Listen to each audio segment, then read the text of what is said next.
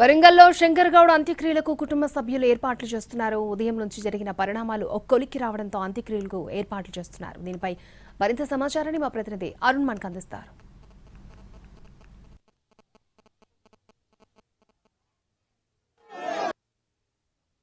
శంకర్ గౌడ్కు సంబంధించినటువంటి మృతదేహాన్ని తీసుకెళ్లి డిపో దగ్గర ఉంచాలి అనే ఉద్దేశంతో ఇక్కడికి వచ్చినటువంటి ఆర్టీసీ కార్మికులందరూ కూడా కొంత ప్రయత్నం చేయడం జరిగింది. కానీ కుటుంబ సభ్యుల కోరిక మేరకు కానీ లేదా ఇతరత్ర వాళ్ళ కోరిక మేరకు కానీ ఏది ఆయన పోలీసులు ఎవరు కూడా అనుమతి ఇవ్వలేదు.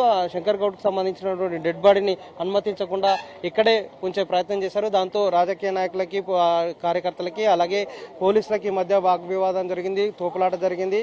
జేఏసీ ఆర్టీసీల మధ్య కూడా ఆర్టీసీ నాయకుల మధ్య కూడా కొంత తోపులాట జరిగినటువంటి నేపథ్యం కనిపించింది. బండి సంజయ్ వచ్చిన తర్వాత పరిస్థితి మరింత ఉద్రిక్తతకు దారితీసినటువంటి సంఘటన చోటు చేసుకుంది. ఏకంగా బండి సంజయ్ సమక్షంలోనే ఇక్కడ ఉన్నటువంటి ఆర్టీసీ కార్మికులందరూ కూడా శంకర్ గౌడ్ మృతదేహాన్ని తీసుకొని బయటికి లాక్కొని వెళ్లే ప్రయత్నం చేశారు. అంబులెన్స్ లో వాళ్ళ కుటుంబ సభ్యులను తీసుకొని ఆర్టీసీ కార్మికుల సూచన మేరకు కోరిక మేరకు బస్టాండ్కి తీసుకెళ్లాలనే ఉద్దేశంతో తీసుకెళ్లే ప్రయత్నం చేస్తే పోలీసులు అడ్డుకొని మళ్లీ మంతనాలు జరిపారు. ఆ తర్వాత కుటుంబ సభ్యులతో మంతనాలు జరిపారు. ఒకవైపు ఇటు గ్రామస్తులతో ఒత్తిడి రావడం, మరొక వైపు కుటుంబ సభ్యులు కూడా తమ చనిపోయినటువంటి శంకర్ గౌడ్ అంతిమయాత్ర చేయాల్సి ఉంటుంది.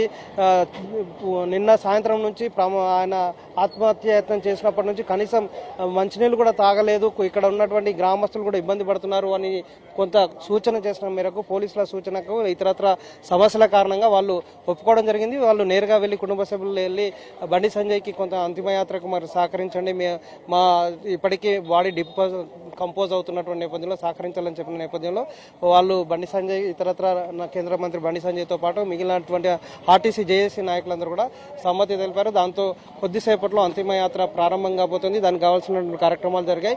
ఒక గంటన్నరలో అంతిమయాత్ర పూర్తి కాబోతుంది. కానీ ప్రభుత్వం నుంచి రావాల్సినటువంటి ఎక్స్గ్రేషియాస్ రావాల్సిన స్థాయిలో రాలేదు. కొంత ఇబ్బందులు, కేవలం 15 లక్షలు అంటే ప్రభుత్వం నుంచి 10 లక్షలు అలాగే స్థానిక ఎమ్మెల్యే 5 లక్షలు ఎక్స్గ్రేషియా ఇస్తా అని చెప్పిన నేపథ్యంలో అది సరిపోదు. ఆయనకు ఇంద్రమ్మ ఇల్లు కేటాయిస్తా అని చెప్పారు. కానీ ఇంద్రమ్మ ఇల్లు కేటాయించడం వల్ల ఆయనకు స్థలమే లేదు కాబట్టి ఇల్లు కట్టుకోవడం సాధ్యం కాదు కాబట్టి డబుల్ బెడ్రూమ్ ఇల్లు ఇవ్వాలి. అలాగే కనీసం 25 లక్షల రూపాయలకు సంబంధించినటువంటి ఎక్స్గ్రేషియా ఇవ్వడంతో పాటుగా కుటుంబ సభ్యులకు ఇస్తా అన్నటువంటి జాబ్ గ్యారంటీలో ప్రభుత్వ ఉద్యోగం కల్పించాలి అనే డిమాండ్ చేశారు. ఇదే విషయాన్ని కేంద్ర మంత్రి బండి సంజయ్ దృష్టిలోకి అలాగే పోలీసులు ఎవరైతే ఈ అంతిమయాత్ర కొనసాగించాలి, అంతిమయాత్ర పూర్తి చేయాలని పోలీసుల నుంచి కానీ అటు రెవెన్యూ అధికారుల నుంచి వచ్చినటువంటి సూచన మేరకు వాళ్ళ ముందు ఈ ప్రతిపాదనలు పెట్టడం, ప్రభుత్వంతో చర్చించి మీ కోరికలు నెరవేర్చేలాగా సహకరిస్తామని చెప్పిన నేపథ్యంలో వాళ్ళు నుంచి ప్రభుత్వం నుంచి ఆ హామీ వచ్చిన మేరకు వాళ్ళు అంతిమయాత్ర చేయడం కోసం కావాల్సినటువంటి చర్యలు తీసుకున్నారు. అంతిమయాత్రకి మరికొద్దిసేపట్లోనే అంతిమయాత్ర ప్రారంభం కాబోతుంది. అంతిమయాత్ర అయిపోయిన తర్వాత మిగిలిన కార్యక్రమాలు చేసుకోవాల్సి ఉంటుంది కాబట్టి ఉదయం నుంచి కొంత జరిగినటువంటి హైడ్రామాకు తెరబడుతుంది.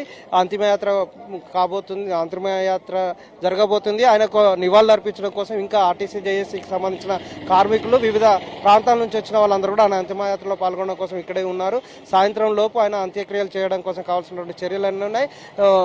నర్సంపేట డిపోకు సంబంధించినటువంటి కార్మికులే కాకుండా హైదరాబాద్ ఇతరత్ర ప్రాంతాల నుంచి వచ్చినటువంటి జీడిమెట్ల నుంచి వచ్చినటువంటి కార్మికులు, పరకాల, ఉమ్మడి వరంగల్ జిల్లాకు సంబంధించినటువంటి 9 డిపోలకు సంబంధించినటువంటి కార్మికులందరూ కూడా ఆయన అంతిమయాత్రలో పాల్గొనబోతున్నారు.